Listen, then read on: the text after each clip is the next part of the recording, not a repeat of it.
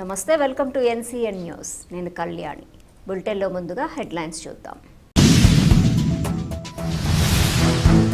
విశ్వమానవుడు doctor BR Ambedkar, రాష్ట్ర మంత్రివర్యులు కందుల దుర్గేష్. భారత రాజ్యాంగ నిర్మాత డాక్టర్ బిఆర్ అంబేద్కర్ కేవలం ఒక వర్గానికి చెందినవారు కాదని, ఆయన ఒక విశ్వ మానవుడని మంత్రి దుర్గేష్ అన్నారు. నవభారత భాగ్య విధాత భారతరత్న డాక్టర్ బిఆర్ అంబేద్కర్ 135వ జయంతిని పురస్కరించుకుని భారత రాజ్యాంగ రూపకర్త శ్రీ డాక్టర్ బిఆర్ అంబేద్కర్ గారి 135వ జయంతి సందర్భంగా నిడదవోలు పట్టణంలోని సంత మార్కెట్లో గల అంబేద్కర్ విగ్రహానికి మంత్రి శ్రీ కందుల దుర్గేష్ పూలమాల వేసి ఘన నివాళులర్పించారు. మంత్రి దుర్గేష్ ప్రజానీకంతో కలిసి జోహార్ అంబేద్కర్, జై భీమ్ నినాదాలు చేశారు. ఈ సందర్భంగా మంత్రి కందుల దుర్గేష్ మాట్లాడుతూ కులరహిత సమాజం కోసం, సామాజిక న్యాయం కోసం డాక్టర్ బిఆర్ అంబేద్కర్ పడిన తపన అద్వితీయమని అన్నారు.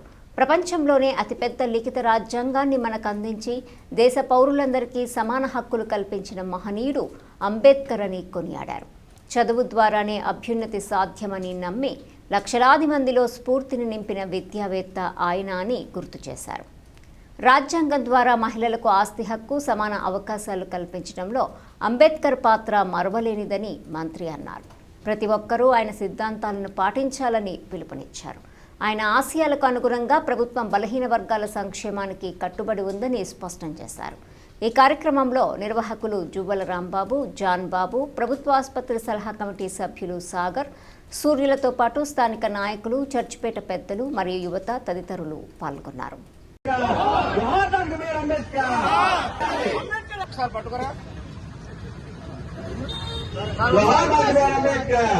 జోహార్ డాక్టర్ అంబేద్కర్, భారత రాజ్యాంగ నిర్మాత డాక్టర్ బిఆర్ అంబేద్కర్, ప్రపంచ మేధావి డాక్టర్ బిఆర్ అంబేద్కర్, జోహార్ డాక్టర్ అంబేద్కర్, అంబేద్కర్ ఆశయాలు, అంబేద్కర్ ఆశయాలు.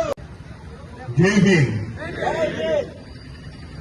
డాక్టర్ బాబాసాహెబ్ అంబేద్కర్ మహాశయుని యొక్క 135వ జయంతి సందర్భంగా చర్చిపేటలో ఈరోజు నిలువెత్తు విగ్రహానికి పుష్పమాలను వేసి నివాళి ఘటిస్తున్నటువంటి శుభ సందర్భంలో ఈ కార్యక్రమ నిర్వాహకులు, నిరంతరం ప్రజా సమస్యల మీద గళవెత్తేటువంటి జువ్వల రాంబాబు గారు, జాన్ బాబు గారు, అదేవిధంగా ప్రభుత్వ హాస్పిటల్ సలహా కమిటీ సభ్యులు సాగర్ గారు, సూర్య గారు, ఇంకా ఇక్కడికి ఇచ్చేసినటువంటి చర్చిపేట పెద్దలందరికీ, అదేవిధంగా యువకులకి, యూత్ వారందరికీ కూడా జై భీములు తెలియజేసుకుంటూ భారతదేశానికి స్వాతంత్రం తీసుకురావడం ఒక ఎత్తైతే ప్రపంచ దేశాలు గర్వించదగ్గ విధంగా భారత రాజ్యాంగాన్ని నిర్మించడం మరొక ఎత్తు.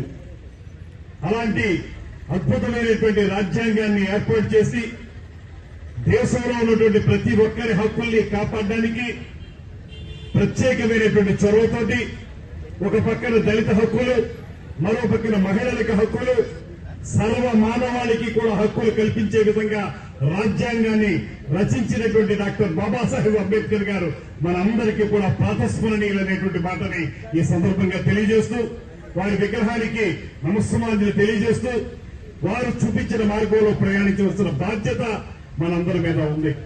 ముఖ్యంగా రాజకీయాలు ఉన్న మనందరం కూడా ఖచ్చితంగా బాబాసాహెబ్ అంబేద్కర్ గారు ఏదైతే సమాజ స్థాపన అనేటువంటి మాట మాట్లాడారు, ఎవరైతే దళిత వర్గాల వారికి, వెనకబడిన వర్గాల వారికి సమున్నత స్థానం కల్పించాలనేటువంటి ఆలోచన చేశారో అటువంటి విధానంలో ముందుకెళ్లాల్సిన బాధ్యతని ఈ సందర్భంగా గుర్తు చేసుకుంటూ, వారు చూపించిన మార్గంలో తప్పనిసరిగా ప్రయాణం చేస్తామనేటువంటి మాటని తెలియజేసుకుంటూ, ఒక మాట అయితే స్పష్టంగా చెప్పాలి, ఇవాళైతే మానవుల హక్కులు గాని ఇతరత్ర హక్కుల గురించి మనం గట్టిగా మాట్లాడగలుగుతున్నాం. కానీ ఆయన ఆ రోజుల్లో యువకుడిగా ఉన్నప్పుడు కానీ తర్వాత కానీ అప్పుడున్నటువంటి సమాజంలో ఎన్ని ఇబ్బందులు ఉండేవో మనకు తెలుసు. దళితులకి ఎంత ఇబ్బందులు ఉండేవో, దళిత హక్కుల్ని కాపాడడానికి ఎంత కష్టపడాల్సి వచ్చిందో మనందరికీ తెలుసు. అటువంటి సందర్భంలో ఆయన ఒకటే ఆలోచించారు, చదువుకోవాలి, బాగా చదువుకోవడం ద్వారా ఇతరుల కంటే కూడా ఉన్నత స్థానానికి వెళ్లాలనేటువంటి ఆలోచనతోటి ప్రపంచ మేధావిగా రూపొందినటువంటి మహానుభావుడు డాక్టర్ బిఆర్ అంబేద్కర్ మహాశయుడు. ఆయన చదువు, విజ్ఞానం ఇవాళ చాలా మంది ఆ రోజు ఉన్నటువంటి వారెవరికీ కూడా సాధ్యపడినటువంటి అవసరం. అయితే ఆయన చేసినటువంటి కార్యక్రమాలు కానీ, దళితుల కోసం ఆయన చేసినటువంటి ప్రత్యేక కార్యక్రమాలు కానీ ఇవాళ ఈ దేశంలో దళితులందరూ కూడా గుండెల నిండా ఊపిరి పీల్చుకుని తలెత్తుకోగలుగుతున్నారంటే దానికి కారణం డాక్టర్ బాబాసాహెబ్ అంబేద్కర్ అనేటువంటి మాటలు కూడా మరొక మనం తెలియజేసుకుంటూ ఆయన చూపించిన మార్గంలో తప్పనిసరిగా ప్రయాణం చేస్తాం. సమాజం కోసం, దళిత హక్కుల కోసం మేము కూడా పూర్తిగా సహకరిస్తామనేటువంటి మాటని మరొక మారు తెలియజేసుకుంటూ ఇవాళ ఇక్కడ మాత్రమే కాదు, రాష్ట్రంలో మాత్రమే కాదు, దేశంలో మాత్రమే కాదు, ప్రపంచంలో మానవ హక్కుల గురించి పోరాడే ప్రతి ఒక్కరూ కూడా జరుపుకునే జయంతి ఏదైనా ఉంటే అది డాక్టర్ బాబాసాహెబ్ అంబేద్కర్ జయంతి అనేటువంటి మాటని మరొక మారు తెలియజేసుకుంటూ ఈ కార్యక్రమంలో పాల్పంచుకునేటువంటి అవకాశాన్ని కల్పించిన మీ అందరికీ కూడా ప్రత్యేకమైన ధన్యవాదాలు తెలియజేస్తూ రాంబాబు గారికి మరీ ముఖ్యంగా ప్రత్యేకమైన అభినందనలు తెలియజేస్తూ సెలవు తీసుకుంటున్నాను. నమస్కారం. జై భీమ్.